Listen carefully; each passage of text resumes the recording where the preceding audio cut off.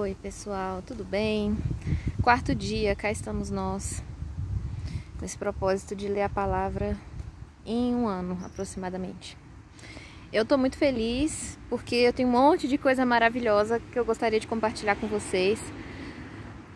Mas acho que eu tava mais feliz até planejar os comentários sobre o que a gente vai ler junto em Gênesis hoje. Eu já vou falar logo porque eu não aguento segurar as coisas quando eu fico ansiosa, eu tenho que falar mesmo. No que está previsto hoje, né, Gênesis 9 a 11, uma das coisas que a gente vai ler é depois, né, de Noé, da arca que ele fez, é o arco-íris, que é o símbolo que Deus fez, né, como pacto para não mais exterminar toda a criatura através das águas, como ele fez. E seria covarde e omisso da minha parte não falar do arco-íris enquanto um símbolo ressignificado, né, na atualidade. Agora há pouco eu li o nome da pessoa, mas eu esqueci o nome do homem que homossexual, né, que leu a Bíblia e achou essa figura, né, do arco-íris de uma beleza muito grande e achou por bem se apropriar desse símbolo, né, do arco-íris e propô-lo como um símbolo para um movimento que, como, não vou dizer todo mundo sabe, mas como muita gente sabe, vai de encontro com o ensinamento bíblico. Bom,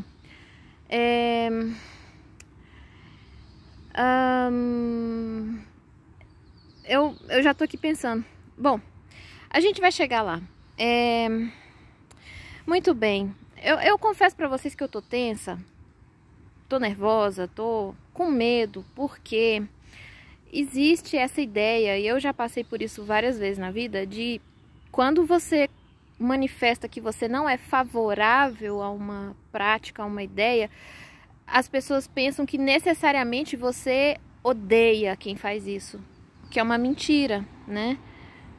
Em muitos casos é verdade, mas não é uma regra geral, né? Cara, Deus sabe, eu falo isso assim com a consciência tranquila diante de Deus, que eu tenho um amor tão grande pelas pessoas homossexuais, assim. Eu não tenho muitos amigos, não tenho, acho que 3. E assim, eu vou citar nos comentários um documentário com um monte de gente. É um testemunho muito lindo, é de uma beleza muito grande. Eu vou citar um livro também, Pensamentos Secretos de uma Convertida Improvável, Rosaria Champagne Butterfield, essa moça, essa mulher aqui. Vou contar a história dela brevemente. Ela era professora na Universidade de Nova York. Ela criou uma disciplina que falava sobre lesbianismo. Ela tinha o que ela queria na vida e mais um pouco. Ela tinha a companheira dela, tinha uma ONG que cuidava de Golden Retriever que era abandonado, ajudava órfãos, ajudava pessoas com necessidades. Ela era extremamente ativa. Ela abriu, inclusive, a parada gay em Nova York em alguns anos. Cara, ela era bam, sabe? E chegou aí, assim, por necessidade acadêmica, né? Ela é formada, acho que ela é formada em letras também, mas ela sabe grego, aramaico, o que você imaginar. Por necessidade acadêmica, ela precisou ler a Bíblia, né? Justamente para criticar. E nisso ela acabou vindo a conhecer um pastor, né? E ela acabou crendo. E hoje ela é casada com o marido dela, um pastor. Ela tem filhos adotivos, inclusive a forma como ela fala da adoção no livro é assim, nossa, é maravilhoso. Então assim, eu gostaria de propor, né, que vocês entendessem que não necessariamente quem vai falar, quem vai argumentar, né, à luz da Bíblia que uma prática não é de acordo com a palavra de Deus, que essa pessoa sente raiva. Não funciona assim, entendeu? Eu ia falar outra coisa. Sim, e também vou citar pessoas que passaram por esse processo, porque eu acho um erro, tá? O primeiro erro que eu não quero cometer, não vou cometer, é ser omissa, entendeu? Tipo assim, propor um estudo bíblico floreadinho que nunca vai apertar o calo de ninguém, porque a Bíblia aperta o nosso calo o tempo inteiro, entendeu? É um livro que fala, eu vou te desmontar e fazer uma nova criatura. Isso com todos, entendeu? Bom, mas enfim, dá pra ver que eu tô ansiosa, né? Ai, é uma responsabilidade grande. Mas assim, eu prefiro passar esse medo de causar incômodo em pessoas do que sentir incômodo diante de Deus, sentir o Espírito Santo me assolar, porque ele assim o faz. Já passei por isso, não quero passar de novo. Então eu prefiro ser, se for o caso, né, repreendida e criticada por pessoas, né, por seres humanos, com as limitações que os seres humanos têm, do que pelo Espírito Santo, entendeu? Se eu me propus a ler a palavra, isso precisa ser verdadeiro, precisa ser um ato assim de coragem, entendeu? E uma coisa muito importante que eu quero dizer é pedir desculpa pela comunidade cristã, em nome da comunidade cristã, porque eu leio várias coisas sobre pessoas que eram homossexuais e tudo. A Rosária mesmo, essa aqui, ó, já mostrei pra vocês, eu gosto muito dela, por isso que eu tô mostrando a cara dela o tempo todo. Ah, não tá focando, mas enfim, depois eu mostro. Eu boto o link na descrição. Ela e tantas outras pessoas, de um documentário que eu vou mostrar também, elas falam que de todas as experiências que elas já viveram, as piores foram com cristãos, sabe? De receberem críticas, serem humilhadas. Cara, perdoa a gente, perdoa quem se propõe, se apresenta como quem vai falar a palavra de Deus e age de maneira totalmente contrária. Porque não foi isso que Jesus fez com ninguém, cara. Jesus não fez mal a pessoa alguma. Pelo contrário, ele morreu pendurado numa cruz, pelado, sem uma gota de sangue, sem ninguém perto dele. Até a comunhão dele com Deus ele perdeu momentaneamente, por amor a nós. Então, muitas vezes, os cristãos repelem as pessoas da palavra da Bíblia pela maneira como eles se comportam.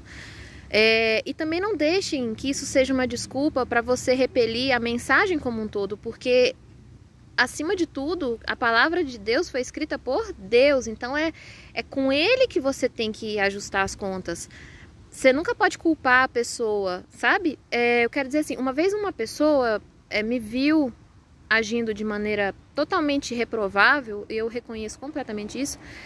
E aí essa pessoa me disse, você é cristã e está fazendo isso. Se você agisse de maneira, digamos assim, irrepreensível, aí eu creria no cristianismo. Eu me senti muito mal, me senti muito triste, mas depois isso ficou muito claro na minha cabeça, que eu sou humana, eu sou falha, sim. Veja, os apóstolos andaram com Jesus 3 anos, né, até ele ser crucificado. Conviviam com a pessoa perfeita, com Deus encarnado, né? 24 horas por dia, eu imagino, comiam juntos e tudo e tal. Eles viram Jesus fazer milagre e mesmo assim fizeram o que fizeram, abandonaram Jesus, traíram, Judas traiu, Pedro negou, a galera deu no pé. Então, assim, tá errado o raciocínio, entendeu? Da pessoa, mesmo que eu tivesse agido assim, toda, uma borboletinha, toda perfeitinha, não existe isso, não existe isso. Um ser humano nunca pode ser sua referência para a mensagem que ele está proclamando. Quem prega a palavra em verdade, e eu recebi a graça de receber a pregação do evangelho por uma pessoa absolutamente verdadeira, sincera e honesta nesse aspecto, essa pessoa falou, olha, esquece quem eu sou, você não faz ligação, porque se você encontrar a pessoa tropeçando e você vai, inevitavelmente, aí você vai pensar, não, ela tá aí fazendo merda, então tudo que ela fala também entendeu? Não funciona assim. Até porque, eu já falei isso outras vezes, eu repito, o nosso vínculo com Deus é sem intermediários. O intermediário que a gente tem é Jesus Cristo. Né? A Bíblia fala, existe, como é que é? Só há um nome pelo qual nós somos salvos, só há um intercessor entre Deus e o homem, Jesus Cristo, homem, entendeu? Então, é papo reto, você nunca vai poder botar a culpa no outro e tal. Então não sei se deu pra entender, ao mesmo tempo que eu peço perdão por todas as pessoas, assim, para todas as pessoas que já sofreram preconceito. Perdão, isso nunca devia ter acontecido, especialmente não pelos cristãos. Mas ao mesmo tempo não deixe que essas pessoas destruam, essas pessoas que deviam justamente tentar contribuir pela misericórdia de Deus para a sua aproximação com Deus, não deixe que elas destruam isso, porque nesse livro aqui da Rosária, ela tá com uma amiga transexual, alguma coisa, tá vestida de mulher, um homem está vestido de mulher e tal, tá na cozinha da casa dela, porque na casa dela tinham reuniões, estudos, né, sobre a matéria que ela ensinava na universidade e tal. Aí essa pessoa falou pra ela: pô, velho, Rosária, que decepção, por que você não escolheu budismo, shintoísmo, qualquer coisa, mas cristianismo? Cara, escolhe qualquer religião menos essa. Aí ela contou, né? Essa pessoa contou o que ela já sofreu, que ela inclusive era da igreja, e foi justamente na igreja que ela foi mais maltratada, entendeu? Enfim, olha, a minha expectativa, eu não queria estar adiantando tanto o tema, mas como isso tá na minha cabeça, eu adiantei. Mas a minha expectativa no final é que vocês... mostrar uma coisa. O cardápio, hoje em dia, parece que só tem duas opções. Ou a pessoa que tem tendências homossexuais, ou ela se entrega, ou ela vive isso a pleno vapor, ou então ela vai ser recalcada, reprimida, infeliz, insatisfeita e tal. Licença. Existe uma terceira opção no cardápio, tá? Existe a opção seguinte: a pessoa tem essa inclinação forte, poderosa dentro de si mesma, e ela dá um voto de confiança para esse homem chamado Jesus Cristo, para esse livro chamado Bíblia. Ela dá esse voto de confiança de que existe algo melhor para ela do que isso, sabe? Então não são duas opções, são três. Então a ideia aqui é justamente advogar por essa terceira. E outro, cara, eu já tô vendo que eu já tô trazendo logo tudo de uma vez, antes de orar. Que se eu não falar agora eu tô com medo de esquecer depois. Mas tem uma coisa importante. Quando a gente... o nosso coração não suporta um vácuo, tá? Eu li esse artigo uma vez, The Expulsive Power of a New Affection, o poder expulsivo de uma nova afeição. Nesse artigo diz o seguinte: o coração humano não suporta um vácuo. O nosso coração é uma máquina de querer da hora que a gente acorda até a hora que a gente deita. É uma máquina poderosa, incansável de desejo. Deseja tudo, deseja todo tipo de coisa. E não erre em pensar que se você vai abrir mão de um desejo, você vai ter um vácuo. O coração humano não foi feito para ter vácuo. O nosso coração foi feito para ser cheio até a tampa e transbordando, entendeu? Só que a única coisa que preenche esse buraco se chama Deus Todo-Poderoso, entendeu? Então, é isso. Não pense que só tem duas opções.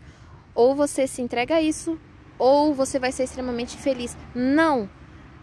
Terceira opção bíblica: entrega isso e dê esse voto de confiança de que Deus vai botar no lugar uma coisa muito melhor. E agora, já falando logo tudo de uma vez, essa transformação da sexualidade na vida cristã não é privilégio de quem é homossexual, não. Deus nos chama para nos transformar, assim, por completo, e é todo mundo, entendeu? Então, assim, a transformação da sexualidade e da identidade é um chamado geral, só que cada um vive de uma maneira diferente. Talvez não, eu acho que para quem é homossexual é mais difícil, com certeza.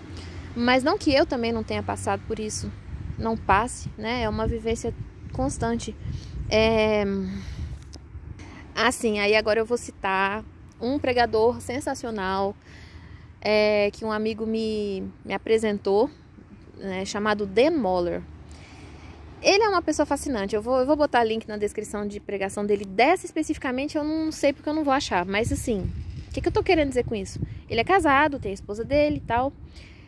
E aí ele contou numa pregação, o assunto não era esse, mas você sabe como é que é. Você tá falando de uma coisa, aí puxa um outro assunto e tal. Ele está lá no momento de intimidade com a esposa dele. Veja o que é.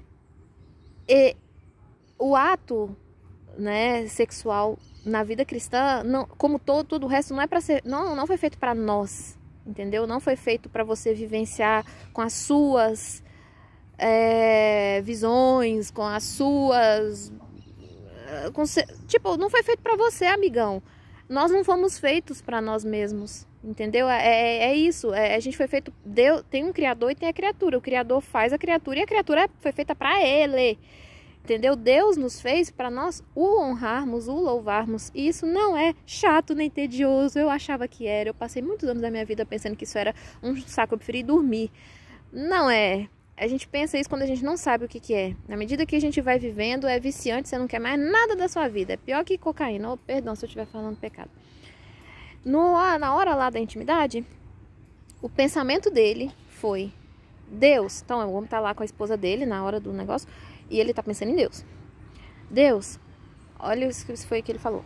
Permita que eu ame a minha esposa assim como o Senhor me ama. Permita que eu saiba amá-la. Que eu ofereça a ela o que o Senhor me oferece. Que eu seja esse canal. Você tá entendendo? Uma pessoa dessa não vivenciou problema, digamos assim, com questão de gênero, né? Mas você percebe que a forma como ele vivencia esse aspecto da vida, né, que é o sexual, é totalmente permeado por Deus, é focado em Deus. Não existe time off, não existe quadradinho, tipo, ah não, esse momento aqui é meu. Ah, esse aqui é o momento de Deus. Eu vou pra igreja, tal hora, tal dia, esse é meu momento pra Deus, o resto é eu comigo mesmo. Não existe. Tudo o que o cristão faz é pra Deus. Se não devia ser. E é só Deus mesmo que faz isso, que é o impossível. Isso é completamente impossível. Como é que a gente atua nesse aspecto? A gente clama a Deus por misericórdia. A gente pede pelo Espírito Santo para que o Espírito Santo nos induza a isso. Né? Como eu falei, o nosso coração é uma máquina de desejo o tempo inteiro. E o milagre do Espírito Santo é justamente mudar o que a gente está desejando.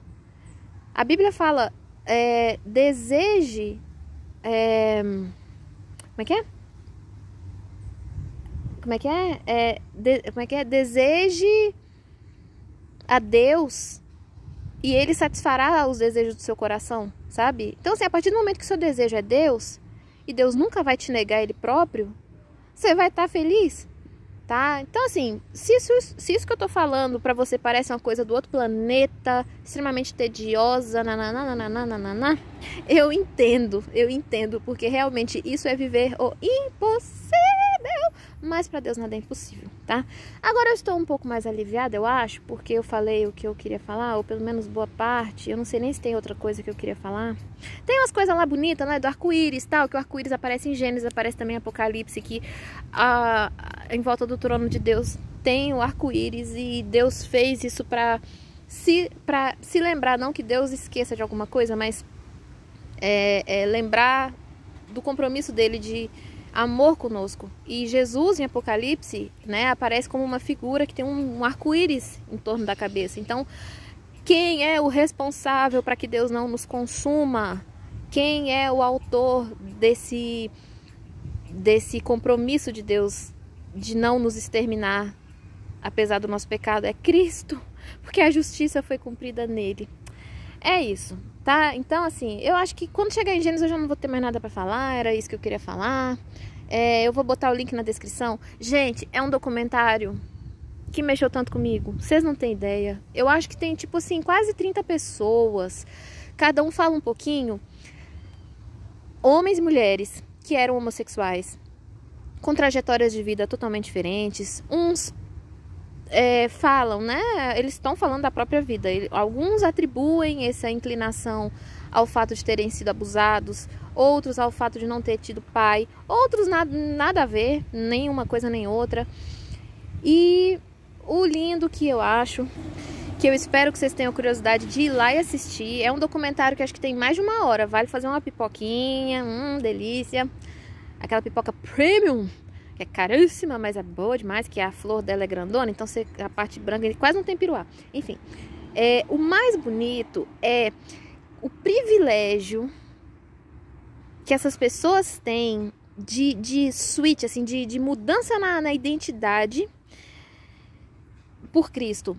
Todos nós vivenciamos isso. Todos nós deixamos de ser quem somos para sermos, para querer só ser um espelho. Quanto mais limpo, melhor. Quanto menos tiver da gente, melhor. Para que a glória de Cristo resplandeça e seja uma imagem firme na gente, entendeu? Então, assim, todo mundo passa por isso. Mas o que eu tô querendo dizer é que as pessoas que num primeiro momento tinham a identidade formada em torno da homossexualidade, porque, convenhamos, muitas pessoas homossexuais parece que elas vivenciam a homossexualidade o tempo inteiro. Eu não sei por que precisa ser assim, porque quem é heterossexual não é heterossexual o tempo inteiro, tipo, age de maneira que independe da preferência sexual. Enfim, a mudança de chave, assim, a transformação, o testemunho, ou a palavra preciosa na vida cristã, o testemunho que essas pessoas dão é de uma beleza fascinante. Vocês vão me desculpar, mas eu acho que não existe testemunho mais bonito do que esse. Não existe.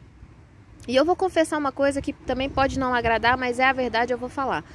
Quando eu conheço uma pessoa homossexual, no meu coração, eu peço a Deus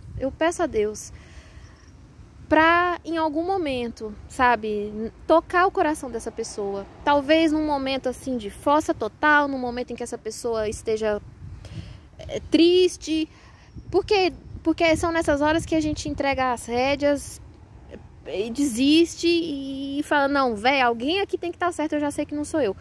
Tipo assim, a gente encontra Deus muitas vezes, quando todas as portas se fecham, quando você já não tem mais pra onde correr, você desiste, não, velho, tá bom, vai, Jesus, o que você tem pra me dizer? Que seja. Cara, ele é de uma humildade tão grande, ele é o Deus do universo, ele é tudo, ele tem tudo e ao mesmo tempo ele aceita o nosso resto. Ele aceita. Ele não tem essa de, não, só se você pedir direito. Não, só se você, sabe, só se... Cara, ele aceita. Aí eu perdi minha linha de raciocínio. Pronto. Quando eu conheço uma pessoa assim, e outro, não é só pra pessoa assim não, mas é porque é muito bonito de ver. É muito bonito de ver, assim, porque se, né, essa pessoa permitir, se acontecer de ela crer, o vislumbre que ela vai ter da glória de Deus, em muitos aspectos eu acho que é muito mais bonito do que o meu, do que de muita gente, sabe? É lindo. E assim, aqui eu vou citar Romanos, mas eu não peguei nem o capítulo nem o versículo, desculpa, mas isso tudo, esse arrazoado todo é porque a Bíblia é categórica, tá? A Bíblia diz assim, não vos enganeis, não vos enganeis, os homossexuais não entram no reino dos céus, tá? Desculpa falar isso, mas eu preciso falar, tá? Aliás, não fui eu que falei, não fui eu que inventei. Tá bom? Isso tá na Bíblia. E se isso te incomoda, se isso te contraria, eu te convido a discutir o assunto com aquele a quem de direito. Tá errada gramaticalmente essa frase, provavelmente, mas eu só tenho a dizer o seguinte: mana ou mano, acredita. O que Deus tem pra nos dar é melhor do que o que a gente julga que é melhor pra gente. E então, assim, já fica essa oração, assim, se tem uma oração verdadeira que eu faço nesse momento. Bom, agora eu vou aproveitar e já fazer a oração, né? Ah, Senhor Deus. Ai. O Senhor sabe o quanto isso, assim, Quando sou eu com meus botões pensando sobre o assunto, é só festa, assim, eu sinto uma alegria, um entusiasmo muito grande. E se o Senhor um dia me conceder poder conversar com uma pessoa e testemunhar para ela face a face as maravilhas que o Senhor faz na minha sexualidade, na de todo mundo, e não só na sexualidade, em tudo. O Senhor só não faz maravilhas no que a gente segura muito e não entrega. Eu mesma tenho várias coisas nesse sentido, mas mesmo assim o seu poder é tremendo. Concede, Senhor. O Senhor que é o Deus do impossível, o Senhor que é o Deus capaz de fazer as pedras clamarem e a mula de Balaão falar também. Concede, eu te peço, que alguém, em algum momento, ouça isso que eu tô falando, esse vídeo, que o Senhor sabe. Eu sei, diante do Senhor eu tenho paz, que eu tô falando do coração, que essa pessoa venha te encontrar, que essa pessoa entregue os pontos. Assim como eu tenho entregado os pontos em tanta coisa da minha vida e ainda preciso entregar os pontos em tantas outras, que como hoje tinha essa parte de Gênesis 9, fala do arco-íris, eu seria uma hipócrita se eu passasse batido para evitar polêmica, para evitar problema. Especialmente porque eu tenho essa coisa no meu coração. Conceda, Senhor, que eu não preciso nunca saber quem, quando, se aconteceu, se não, porque o Senhor nos tira esse fardo das costas, né? O Senhor nos dá o mandamento de pregar sua palavra e depois esquecer, seguir a vida adiante, porque o fruto que vai ser colhido é seu, o Senhor que faz o fruto germinar. Então eu peço, em nome do seu Filho, para que essas palavras toquem o coração de alguém e que toque qualquer pessoa, qualquer que seja a vivência que elas estejam tendo, que elas sintam, que elas porventura sintam que não é boa para elas. Porque é claro, se estiver achando que é bom, plenamente bom, realmente não tem o que discutir. Mas se em algum momento a pessoa sentir que não está sendo bom para ela, que ela confie no seu chamado, que ela confie na sua palavra, que ela confie no que o Senhor é capaz de fazer. Isso serve inclusive para mim, porque eu tenho aspectos da minha vida que são difíceis de te entregar.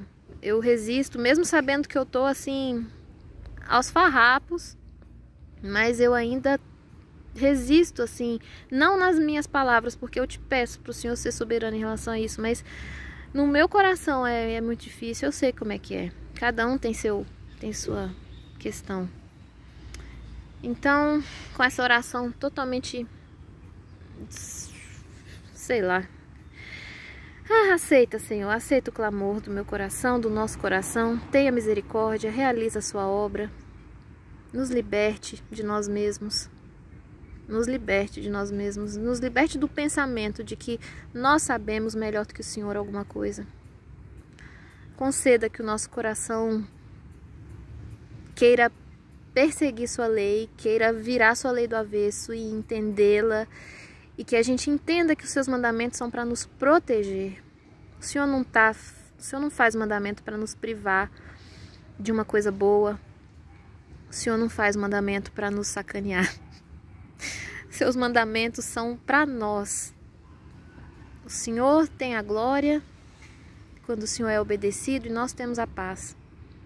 Em nome do seu Filho amado, seu Filho humilde, seu Filho que, ao mesmo tempo que é rei, que tem tudo, que habita no céu, que foi feito mais sublime que os céus. Em nome do seu Filho, que é a criatura mais perfeita, que é a criatura perfeita, em quem o Senhor colocou suas complacências. É em nome dele, é em nome do meu querido amigo, do nosso amigo, que deu sua vida por nós, eu peço. Amém. Pronto, bom demais, né? Quase meia hora já. E agora que eu vou oficialmente começar. Mas assim, vai ser mega rápido. I promise. Já vi que eu deixei as anotações de Mateus lá no outro caderno. Ah, bom. Lascou-se. Eu ia falar mais dos Reis Magos, Eu ia até mostrar uns 3 Reis Magos que eu comprei lá em Natal, é feito de argila. E eles estão andando atrás de uma estrela. Mas esqueci, ele também tá todo quebrado. Então... eu li outras coisas sobre os Reis Magos. Ponto 1, que eu só vou falar o que eu me lembrar, claro. Que é muito interessante que os Reis Magos que vieram do Oriente chegaram na cara do rei Herodes e falaram: cadê o rei de Israel? Cadê o rei dos judeus?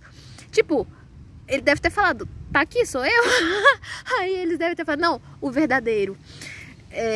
O rei Herodes, assim, não sei se vocês já viram livros históricos sobre ele. Cara, ele matava muita gente, ele torturava até os filhos, a esposa. Ele foi casado 9 vezes.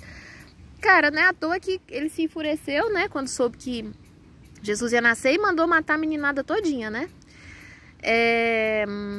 Tem isso, tem o fato de que... de chamar atenção o fato de que os Reis Magos vieram, perguntaram, né, sobre a profecia de quando viria o Messias, e não foi nenhum judeu, não foi ninguém que cria na profecia que os liderou até onde estava Jesus, não foi uma estrela.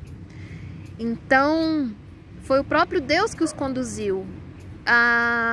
No livro que eu vi, que foi citado por uma youtuber, muito melhor que eu, porque ela bota o celular no bonitinho, ela tem toda a estrutura assim, mas eu vou botar o link aí, vocês vão ver lá.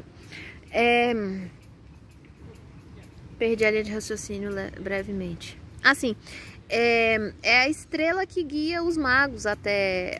Tal era o estado de degeneração, assim que diz o autor lá, da comunidade judaica, sabe? Que, assim, eles sabiam, mas eles não foram. Entendeu? Então, Deus botou a estrela para guiar. Enfim. Pronto, acho que era isso. Aí eu acho que ontem mesmo eu já falei que o presente que eles deram, todos envolvem fogo, né? Como é que o fogo age para purificar, para soltar o aroma do incenso, da mirra. Acho que mirra também é um negócio aromático aí. O ouro é refinado pelo fogo, né? Na Bíblia isso é muito comum, Deus nos acrisolar, nos botar na fornalha e tal. Assim. Muito bem, então é isso de Mateus. Já que eu esqueci o outro caderno, eu tô com um grandão aqui, ó. Tchan, tá um arco-íris aqui também, né? No livro de Atos, o que está previsto para hoje é capítulo 2, versículos 22 a 47. A gente vê cumprimentos de profecia, né? Profecias feitas pelo Davi. Uma das coisas que está escrita nesse trecho de Atos é: esteja absolutamente certa, pois, toda a casa de Israel, de que é a este Jesus que vós crucificastes, Deus o fez Senhor e Cristo. Num vídeo desses aí que eu comentei sobre o que cada pessoa filtra como verdade, como uma genuína declaração sobre o mundo, né, que ela vai adotar para si no seu cérebro, nos seus pensamentos, que ela vai assumir como verdade, se é só cientista, se é só filósofo, se é só químico, que existe um elemento de fé muito grande nesse voto que a pessoa dá, né? E muitas vezes tem que ter mesmo. A Newton falou: se cair, se soltar, vai cair. Eu acredito nisso, eu não quero que soltem uma bigorna em cima da minha cabeça. Veja, quando eu leio isso aqui, ó, esteja absolutamente certa. Eu recebo isso. Não é, o povo não tá com a mania aí hoje em dia, recebo e aceito. Eu recebo e eu aceito. Eu estou absolutamente certa de que a este Jesus que foi crucificado, Deus o fez Senhor e Cristo.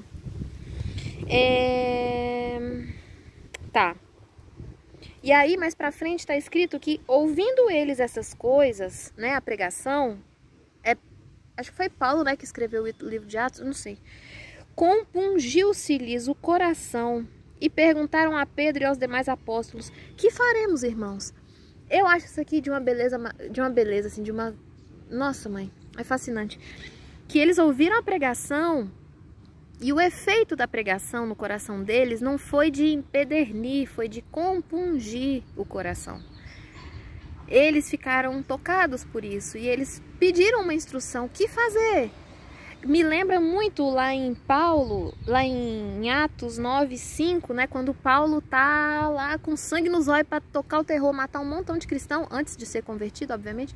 Jesus aparece para ele, ele cai prostrado em terra, que é o que acontece com todo mundo que vê a Cristo, no resplendor da sua glória. A gente cai de cara no chão e morre, a não ser que ele não permita, porque pecado e a pureza da santidade dele são coisas imiscuíveis. Não imiscuíveis, tipo, não mistura. Eu tenho que estudar português.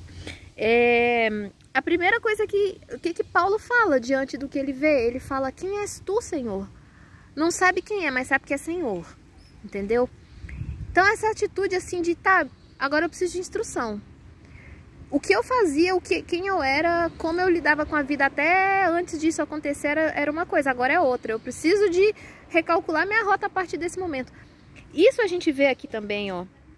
Compungiu-se-lhes o coração. E aí eles perguntam: o que a gente faz agora? Tá, agora eu recebi essa pregação, eu sei que Jesus Cristo é o Senhor, e agora o que eu vou fazer? Aí ele responde: arrependei-vos, e é uma coisa que é o Espírito Santo que opera. Espera aí que eu vou sair do sol. A Bíblia fala que é a bondade de Deus que nos conduz ao arrependimento, porque o nosso natural é fazer o que der na telha para satisfazer os desejos do nosso coração, no aspecto que for, e não se sentir mal em relação a isso, né? É a bondade de Deus que nos conduz ao arrependimento, é um milagre que ele faz. Então, assim, não é uma coisa que a gente aperta um botão, de repente, eu tô arrependida. Não, é um sentimento, então a gente não controla, né? Então, eu entendo esse momento como, assim, a partir do momento que você crê, você recebe o Espírito Santo. E o Pedro, né, que foi quem respondeu, perguntaram a Pedro e aos demais apóstolos. Então tinha uma galera lá. Aí eles já estavam dando o bizu, ó, o Espírito Santo vai conduzir vocês ao arrependimento, né?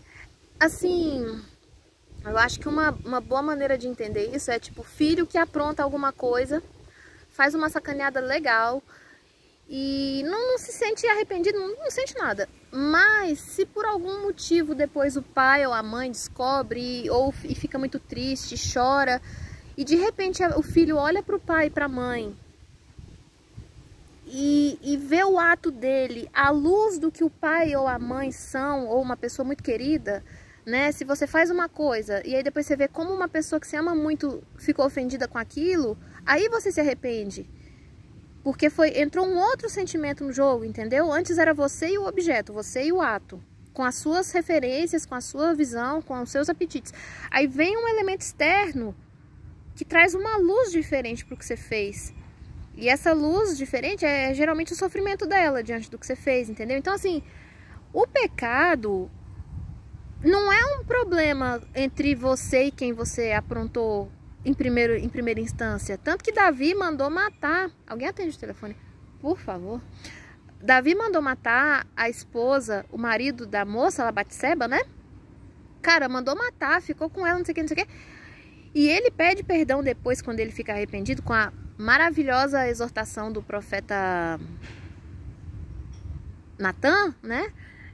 Ele pede perdão a Deus, porque é diante da santidade de Deus que a gente percebe que a luz certa vem sobre as nossas atitudes. Porque enquanto a gente olhar para o que a gente faz com as nossas referências, às vezes a gente até observa o erro, mas às vezes a gente precisa de uma luz de fora, entendeu? De um outro padrão, de um outro rigor, né? Arrependei-vos. Bom, aí mais pra frente é uma descrição linda de como viviam os convertidos nesse primeiro momento, né? Eu gosto muito de... Aqui, ó.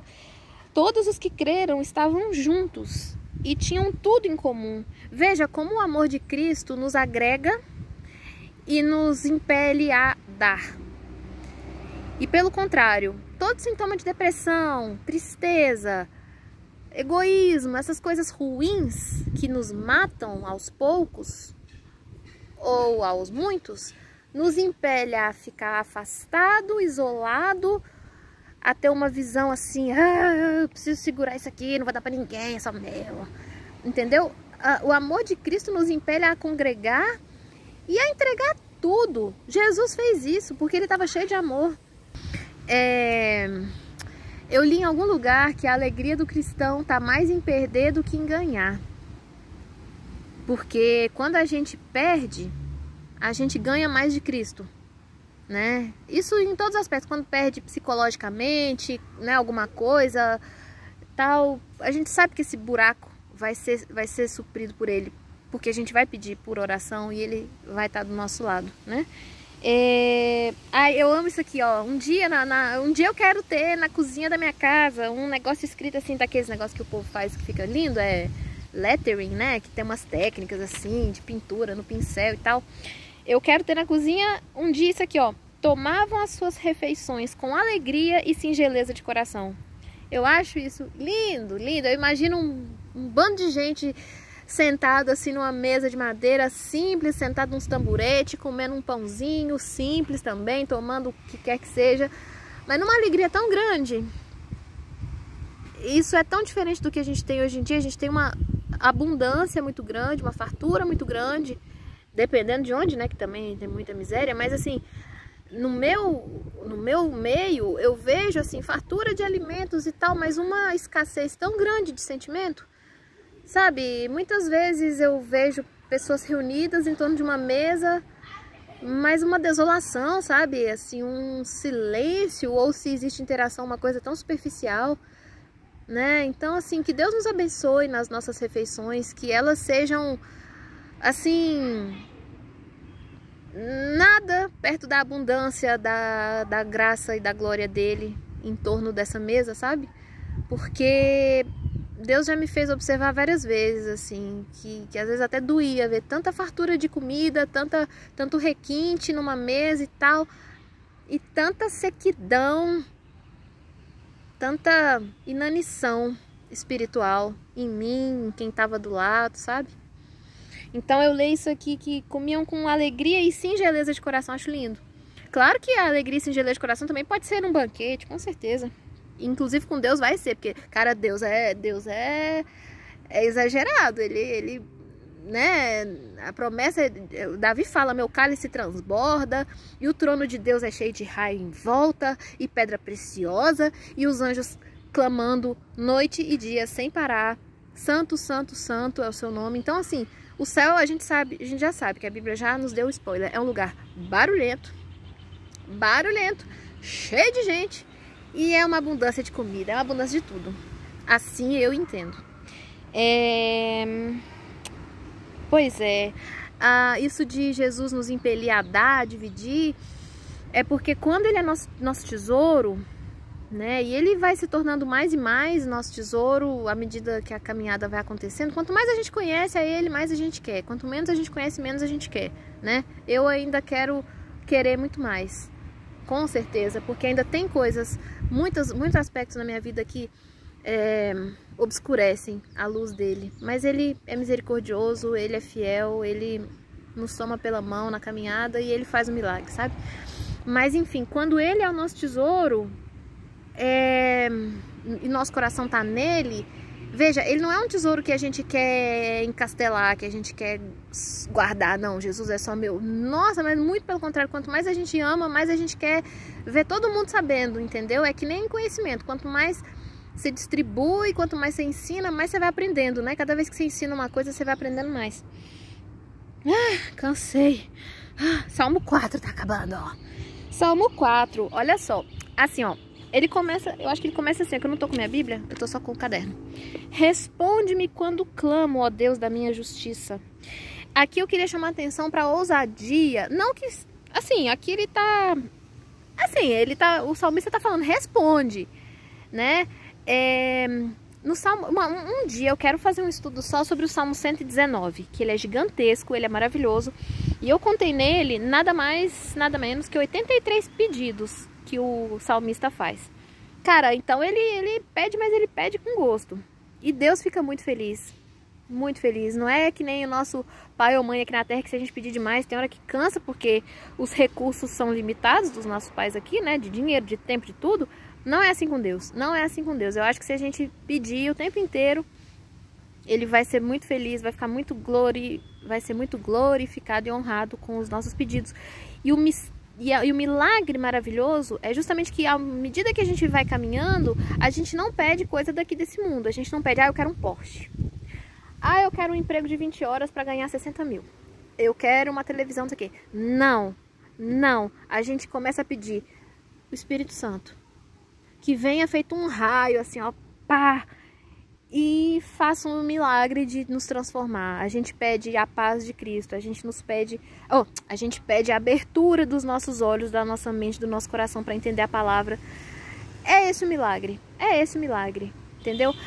Tem uma escritora chamada Ellen White que diz assim: quem não ama a Deus, quem não conhece essa realidade, não tem nem que querer ir para o céu, porque se fossem também, ia ser uma realidade tediosa para essas pessoas, porque não tem lá o que elas querem, entendeu?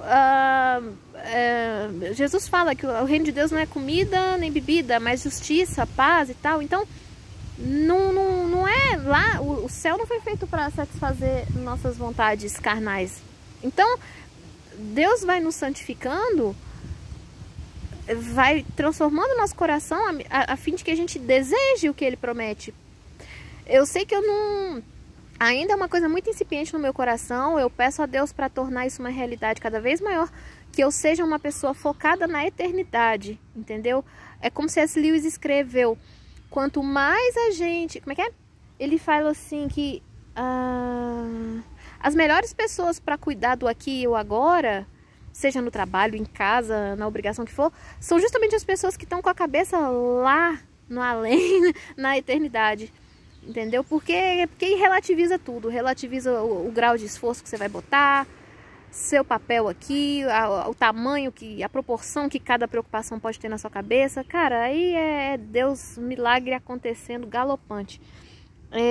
Muito bem, aí ele fala: responde-me quando clamo, ó Deus da minha justiça. Ele tem ousadia ao pedir, e é uma ousadia com temor. Ele conhece, ele sabe com quem ele está falando, né? Que Deus nos ensine a orar com ousadia, né? Ousadia regada no Espírito Santo, sabe? Não ousadia como as crianças de hoje em dia, pelo amor de Deus, né? Mas ousadia de quem fala: me escuta, tem misericórdia de mim, eu tô aqui, eu preciso, me transforma, sabe? Me ouve, me ajuda, me cura nisso aqui, eu tô sangrando, eu tô sofrendo. Ousadia de quem quer ser ouvido, entendeu? Aí mais pra frente ele diz: o Senhor me ouve quando eu clamo por Ele, né? Aí eu gostaria de comentar uma coisa. Tem muita gente que tem uma mentalidade de que Deus é como assim, um empresário ocupado. Eu não vou ocupar Deus com esse assunto não. Cara, isso é uma tragédia, é uma calamidade. Esse pensamento é destrutivo, é tóxico, é errado. Deus não é limitado como nós. Não desonre a Deus, atribuindo a Ele as características que são nossas. Não sei se foi Aristóteles que falou que Deus nos criou a imagem e semelhança e nós, né, com prontidão, fizemos a mesma coisa com Ele. Não faça isso, tá? Aí tem um artigo do John Bloom, eu acho que diz que ele bota de uma maneira maravilhosa, parece um poema esse artigo dele, que Deus conhece o exército de estrelas e a todas elas chama pelo nome. E vocês sabem que existem muitas estrelas no céu, muitas. E aí, se Deus conhece cada estrela que Ele fez pelo nome, que dirá nós? Por favor, a soberania, a onisciência e o poder de Deus são tão grandes que Ele trata conosco como se só nós fôssemos os únicos na Terra. Tipo assim, Ele não divide a atenção. Se Ele está prestando atenção no outro, Ele não está prestando menos atenção em você. A onisciência dele é tamanha que é como se Ele existisse só para você. Esse é o tamanho da glória de Deus. Esse é o tamanho do poder dele. Sabe? A gente precisa dessa confiança, a gente precisa, e a Bíblia nos assegura isso. É um erro pensar que Deus é limitado, que a gente, não, eu vou pedir a Deus isso, mas não vou pedir aquilo. Cara, eu vi uma vez numa pregação para criança, eu aprendo, como eu já falei, eu aprendo muito nas pregações para criança. A mulher tava com uma penca de chave na mão, e ela precisava abrir uma porta, ela tava com pressa. Ela falou: Deus, tem misericórdia de mim, me ajuda. Ela pegou a primeira chave lá, abriu a porta, tá? Não que isso vá acontecer todas as vezes, não que Deus seja um Deus de mágica. Eu esqueci a chave em casa, eu tô aqui no trabalho, abre a porta pra mim. Não funciona dessa maneira. Eu tô querendo dizer que todos os nossos pedidos, todos os nossos anseios devem ser colocados diante de Deus, para Ele atender, se a Ele aprouver, quando aprouver a Ele também. Aí, olha que coisa maravilhosa lá em Isaías, e aí eu prometo que eu termino, que eu vou almoçar. Risotinho! Tá dizendo assim, ó: levantai ao alto os olhos e vede. Isso Deus falando. Quem criou essas coisas? Não, mentira, não é Deus falando, porque vai se referir a Ele como aquele, tá? Então aqui é o profeta Isaías mesmo. Levantai ao alto os olhos e vede. Quem criou essas coisas? Aquele que faz sair o seu exército de estrelas, todas bem contadas, as quais ele chama pelo nome. Por ser ele grande em força e forte em poder, nenhuma só vem a faltar. Aí mais pra frente diz: não sabes, não ouviste que o eterno Deus, o Senhor, o Criador dos fins da terra, nem se cansa, nem se fatiga? Não se pode esquadrinhar o seu entendimento. Faz forte ao cansado e multiplica as forças do que não tem nenhum vigor. Os jovens se cansam e se fatigam, e os moços de exaustos caem. Mas os que esperam no Senhor renovam as suas forças, sobem com asas como águias, correm e não se cansam, caminham e não se fatigam. Tá? Então, assim, fica aí a dica. Nós somos limitados e a nossa limitação serve justamente para nos apontar para ilimitada graça, poder, glória e amor de Deus. Que Ele nos conduza nesse conhecimento, a mim principalmente, porque muitas vezes eu trato a Deus como se Ele fosse um igual. Muitas vezes eu me uso como referência. Esse é o erro, sabe? Você tem um ego tão grande que você pensa que você é a medida de todas as coisas. Não, se eu não consigo mais, então Deus também não... Tá? A palavra de Deus está aí para nos ensinar.